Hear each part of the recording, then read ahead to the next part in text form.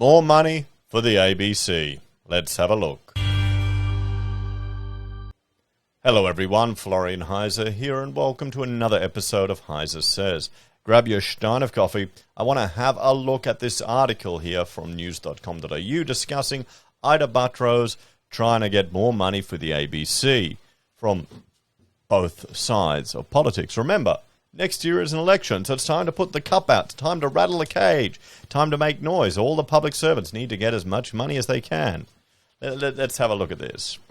$1 billion of taxpayers' money apparently is not enough for the ABC. Yeah, that's how much they get, guys. $1 billion. $1 billion. And that's our tax dollars. ABC boss Ida Buttrose is demanding yet more funding for the national broadcaster despite receiving more than $1 billion per year. So, ABC chair Ida Buttrose has revealed her massive funding push despite the public broadcaster's annual budget of more than $1 billion per year. And we are in a recession, or we've just recovered from a recession. Some people are doing it tough.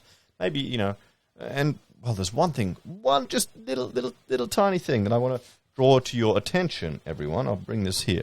This little chart here, the national debt, state and federal. Just grown a little bit, just a tad. Maybe we should look at that before we start giving more money to the ABC. Maybe we could privatize the ABC. We could sell it off.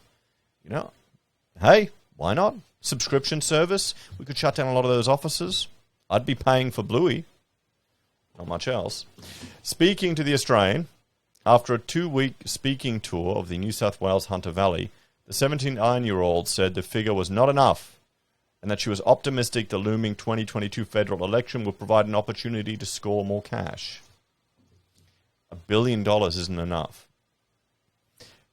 2022 marks the ABC's 90th anniversary, and Ms. Buttrose said she hoped that milestone, in addition to the election, would inspire either Prime Minister Scott Morrison or Labor hopeful Anthony Albanese to loosen the purse strings. ABC receives more than $1 billion per year, including transmission fees. I'm optimistic that after the election, the funding of the ABC will be given proper consideration, she said. We would hope that the 90th year of the ABC will be the reason for whoever wins government to give us the funding we need. Ms. Buttrose added that she was proud of the ABC's performance during years of uncertainty caused by the COVID-19 pandemic, including working from home arrangements, which might remain in place in the near future given the emergence of the Omicron variant. Well, if you're working from home, maybe this is an opportunity to reduce the footprint of some of the buildings that ABC has. And you can use that to make up your budget shortfall. There you go. Brilliant. Or maybe if you've got people working from home, you don't need to pay them so much because the burden upon them to travel in and out is reduced. Cut some salary there for staff. What do you reckon? Brilliant idea. I'm sure some of them would jump at that opportunity. What do you think, guys? You think I could run the ABC? I don't think they'd like me very much. In spite of the restrictions that COVID-19 puts on us, border closures and difficulties of travelling, I think we've all been surprised about what we've been able to achieve, she said. The ABC's 3-year funding could be announced as early as March, which is when the federal budget will be released if Australians were to end up heading to the polls in May, which is widely expected. According to the Australian, Ms. Buttrose is using a Deloitte Access Economics report commissioned by the ABC to argue screen productions add $744 million to the economy, really, from 2017 to 2020. So we're making a loss then.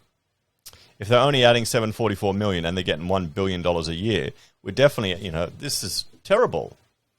The report also states the ABC supported 8,300 full-time jobs in that period. So there's no way this thing's even coming close to making a profit. However, the funding demands come after months of strain in the relationship between the federal government and the broadcaster. Earlier this year, ABC bosses were grilled by coalition politicians in Senate estimates, while former Attorney General Christian Porter's short-lived defamation case against the ABC created further tension. So the budget backlash. The matter of ABC funding has been an ongoing source of drama in recent years. In the 2019-20 budget, the government announced additional funding of $43.7 million over 3 years for continuation of the Enhanced News Services initiative under the guaranteeing national broadcaster ABC and SBS measures. Well, here's an idea. How about we just get rid of SBS? Do we need it anymore? You know, kind of multiculturalism has been achieved here in Australia. Why don't we just combine that with the ABC and then make it a subscription service to get citizens to volunteer? What are we talking? $1 billion a year. Well, let's bring up the old Excel. What do we have? 1 0 0 0 0 0 0 0 0 0. That's 1 billion. 1 billion, isn't it? Let's how do we format that? As a number. Come on. Format that. Wait, there we go. There we go. Oh, nice. I've got my columns in there. Yes, okay, 1 billion. And how many people do we have in Australia? 25 million, give or take. We've got 25 million people. Okay, so if we go 1 billion divided by 25, $40 per year subscription fee for every person in your household. So let's see, in my household with myself, Rachel, and the kids, that's 8 people. And then my sister-in-law and my father-in-law living there, that's 10 people. So we're talking $400 for access to the ABC. I don't know if I would do that, guys. I mean, what am I subscribed to now? I'm not a fan of subscriptions, but I am subscribed to Disney Plus. What's that? $7 a month times 12. So we'll compare. 7 times 12. We'll compare. 7 times. I can work this out in my head, but anyway, I got to do it now, just to do the Excel. $84. What do you think I'm watching more? ABC or Disney? And look at all the quality of product services that you get from Disney and the programs, the movies. Yeah, $84 worth $400 for me. However, the government also announced a 3-year funding indexation pause in 2018, which led to an axing of 250 jobs. Okay, so they just stopped increasing the budget, so they had to axe jobs. What does that tell you? That equates to a budget shortfall of $41 million per year, according to Managing Director David Anderson, who said in the June 2020 that as a result, some of our services will be affected, and regrettably, there will be redundancies.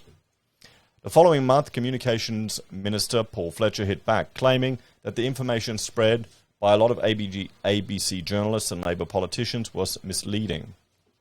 What none of them quoted is the April 2019 budget papers, which added $43.7 million of funding to the ABC for their 3-year triennium.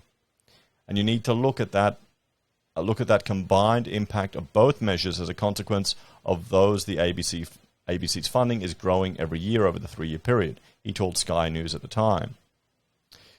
We have seen some quite misleading statements on this matter. It is important to have the facts in context. Mr. Fletcher said the ABC has operational, editorial, and financial independence, meaning the controversial jobs cut decision was made by ABC management. And, well, indeed it was. And I had a look. I thought we'd look at some of the comments here. Okay, what are we looking at here? The left-wing greenie mob should have their funding cut. Meanwhile, the rest of us have no job safety, with the armchair doctors calling for more lockdowns. ABC supports a large portion of locally produced content. But we're in a world now with the internet where people can get 4G access pretty much anywhere in the country, and you can find locally produced content made by locals available there. It's a different world. Let's have a look. I put a poll up on my channel here in the communications tab, or community tab, and you can see it. And what we'll do is, what should we do with the ABC? And we've had 333 votes, and I'll refresh this. 363 now. And I asked, it should be privatized and forced to compete. 46% said that. 3% want to introduce a tax like the TV tax like the UK and give the ABC even more money. 26% want to sell it and salt the earth where it stood. 7% are drooling and say we need the ABC to fight Murdoch. Now that's like some crazy leftist conspiracy theory. It's ludicrous coming from Kevin Rudd. And 19% want to keep it the same. Let's have a look here. So we've got here, even better, close it down. B is so cool it sits in the middle of AC. Bloody capitalist. just another propaganda tool. Leave it alone. Triple J and Radio National are the best. Well, I mean, would you be willing to pay $40 per member of the family, Justin, to listen to Radio National or Triple J? $40 per year. And let's say if only half the people do it, what about $80 a year then? Or $100 a year per member of the family? Maybe there's some more cost-efficient methods or approaches to do it. Anyway, guys, thank you for watching this episode of HeiseSays. Let me know your thoughts and opinions in the comments below. I'm going to point to another video about Magellan Financial collapsing by 30%. You know, the capitalist part of the economy. Some of us have to invest and make money. We can't just all work for the ABC. Anyway, take care, guys. Have a great day. I'll see you in the next episode.